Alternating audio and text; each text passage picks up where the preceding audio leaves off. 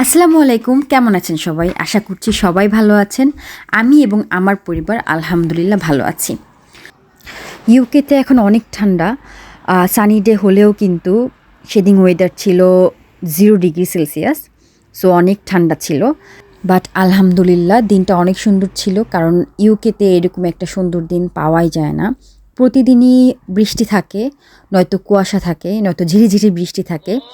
আর এরকম সুন্দর ঝলমলে রোদ ২ সপ্তাহে ১ দিন অথবা ১ সপ্তাহে ১ দিন এরকম দেখা যায়। আর এরকম ঝলমলে রোদ দেখলেই আমরা পার্কে চলে যাই একটু ঘোরাঘুরি করতে।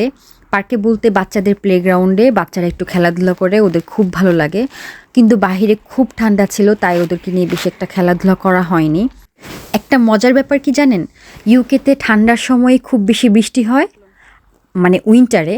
আর সামারের সময় একেবারে বৃষ্টিই হয় না, তখন অনেক বেশি ঝলমলে রোদ থাকে। আর এই সামার সময়টা সবাই খুব পছন্দ করে, কারণ তখন বৃষ্টি থাকে না আর খুব ঝলমলে রোদ থাকে, আর সবাই খুব ঘোরাঘুরি করতে পছন্দ করে।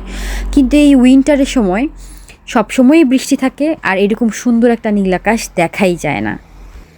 আর উইন্টারের দিনটা খুবই ছোটো থাকে, সকাল হয় ৮টার সময় আর সন্ধ্যা হয়ে যায় ৪টার সময়। খুবই ছোট একটা দিন থাকে।